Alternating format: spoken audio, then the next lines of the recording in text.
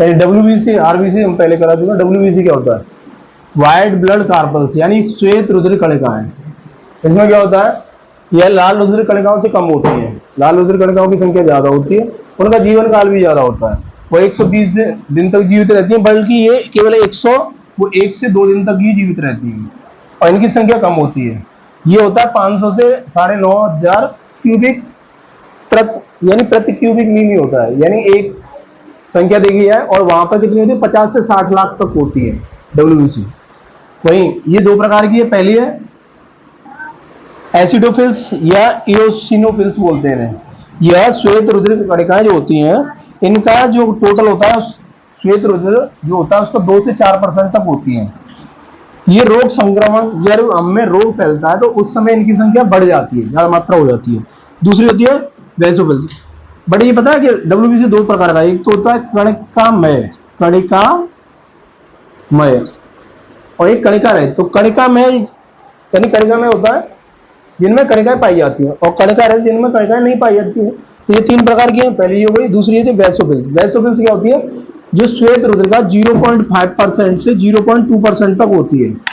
इनमें केंद्रक जो होता है 2 पालियों में बढ़ जाता है, 2 भागों में बटा होता है, और 2 पालियों में बटा होने के कारण यह ऐसा आकार का बन जाता है। न्यूट्रोफिल्स क्या होती है? इनकी संख्या सबसे कम होती है, यानी ये संख्या में सबसे अधिक होती है। इन तीनों में एसिडोफिल्स या वैसोफिल्स और न्यूट्रोफिल्स में न्यूट्रोफिल्स की संख्या सबसे अधिक होती है। वहीं कणिका रहित 3 प्रकार की हैं।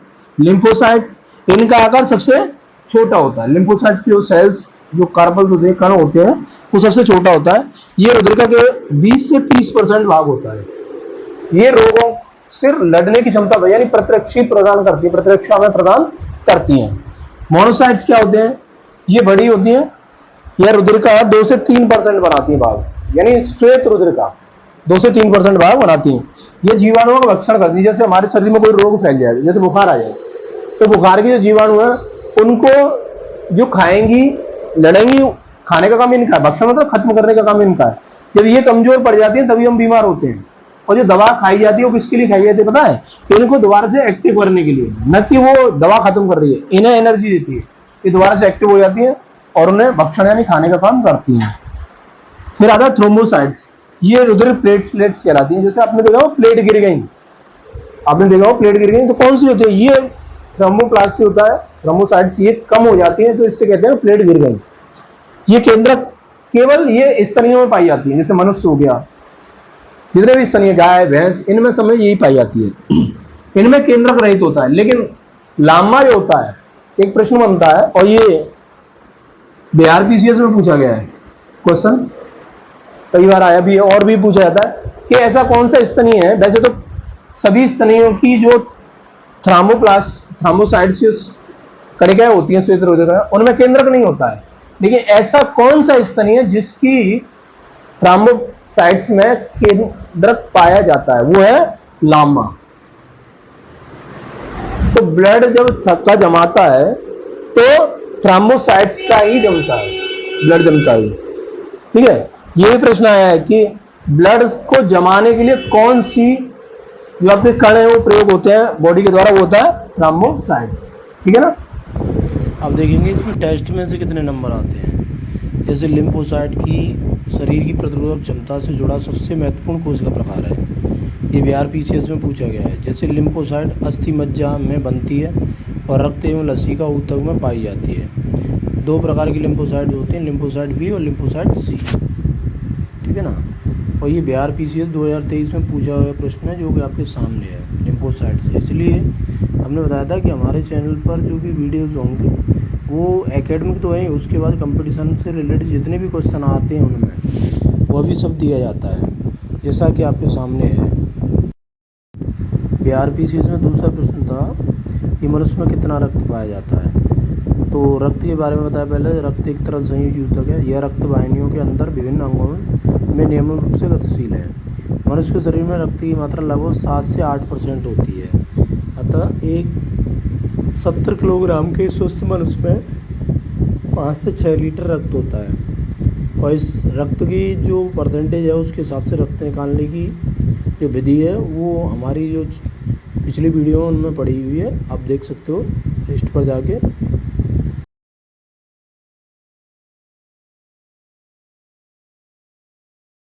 इसी प्रकार अगला प्रश्न है, इसमें हीमोग्लोबिन के कार्य पूछे हैं। हीमोग्लोबिन ऑक्सीजन ले जाने और कार्बन डाइऑक्साइड को वापस फेफड़ों तक लाने का कार्य करता है। मेनली तो हीमोग्लोबिन का कार्य ऑक्सीजन का परिवहन होता है। रक्त संचार और शरीर के सभी अंगों में कार्य के लिए ऑक्सीजन आवश्यक होती है, जिसमें हीमोग्लोबिन के द्वारा पहुंचाया जाता है। यह लिम्फोसाइट्स के बारे में बताया गया है। रुधिर के प्लाज्मा में लिम्फोसाइट्स द्वारा एंटीबॉडी या प्रतिरक्षी प्रोटीन्स निर्मित होती हैं, जो कि विषाक्त पदार्थों का निष्करण करती है।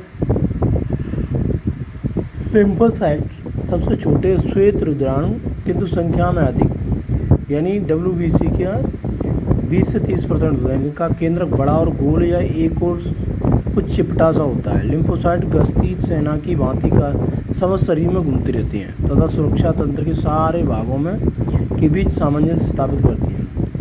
एरिथ्रोसाइट प्राय रक्त के संचलन में सहायक होती है।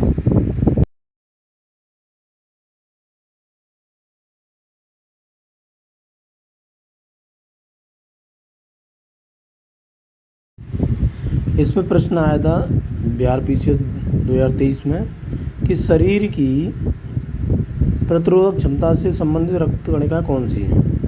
तो जो बी ऑप्शन है लिम्फोसाइट, ये बताया गया है। शरीर की प्रतिरोधक क्षमता से जुड़ी सबसे महत्वपूर्ण कोशिका श्वेत रक्त कोशिका होती है, जो प्रतिरक्षा प्रणाली में प्रमुख भूमिका निभाती है।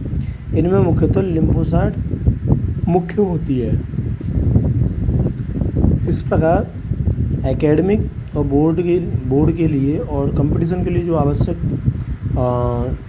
प्रश्न थे और पॉइंट थे वो हमने एक्सप्लेन कर दिए हैं। और इसी प्रकार हमारी वीडियोस में सभी पहले एकेडमिक होता है, उसके बाद फिर कंपटीशन की चीज़ें होती हैं, जो दोनों ही लेवल के लिए आवश्यक है। और कंपटीशन आपको पता है PCS IAS उससे रिलेटेड प्रश्न हम डालते हैं, पुलिस रेलवे सभी कंप्लीट हो जाते हैं।